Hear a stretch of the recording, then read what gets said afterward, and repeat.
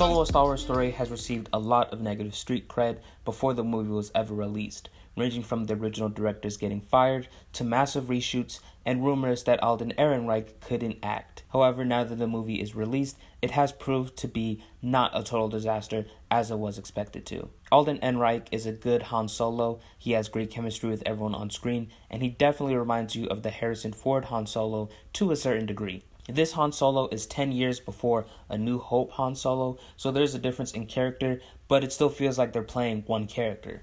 This Han Solo is much more ambitious. He wants to be the best pilot in the galaxy, and he wants to prove to himself and everyone else that he's worthy of that. His journey throughout the entire movie is just wonderful to watch. Once you get to the end of the movie, I'd say you could feel happy for Han because he's achieved his objective. Walking into the movie, I think everyone expected for Donald Glover's Lando to be amazing, and he sure is. He matches Billy D. Williams' Lando, but there's also a slight difference between the two in a good way. He's not exactly the Lando from Empire and Return of the Jedi, and I appreciate that we got to see Han Solo and Lando Calrissian and how they were before the original trilogy. There's still room for both of these characters to grow. It's not like they've reached or started at the level that they were in the original trilogy in this movie. Emilia Clarke's Kira is fine. She is a delight to have on screen, but I'd say she really only shines in about one scene towards the end.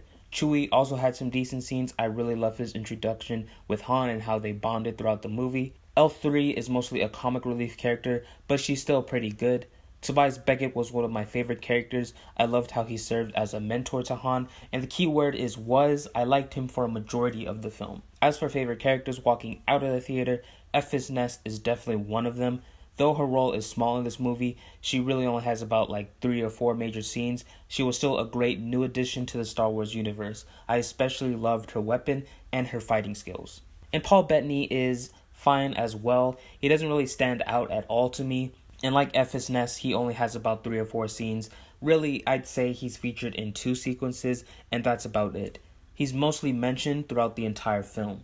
But enough about characters, let's talk about plot. The very first scene is interesting. I wouldn't say I was 100% on board with the journey at the moment the film started, but it was a very interesting first scene to introduce Han Solo. I'd say the film really begins once Lando is introduced.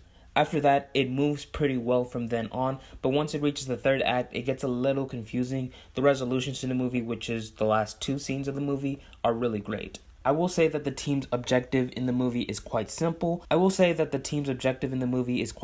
but I wouldn't say that it flows naturally altogether. There's also several coincidences here and there. I'd say that there are some moments that fit into the Han Solo mythology that don't really have much significance.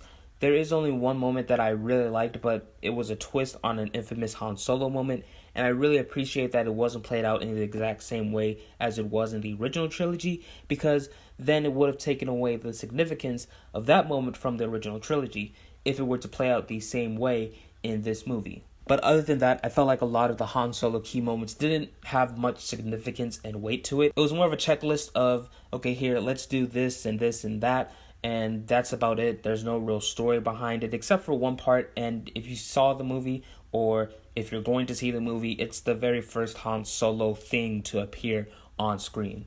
And then the third act didn't feel like it flowed well. I definitely got lost watching the third act, so I may have missed something very important at that point, but still it doesn't really flow as well and it doesn't carry much weight to it either. As for Easter eggs and Star Wars references, there are definitely some in there. Some are a lot more obvious than others, but they're not hard to find at all. I'll do a separate video on those references later next week, along with a more in-depth review with spoilers.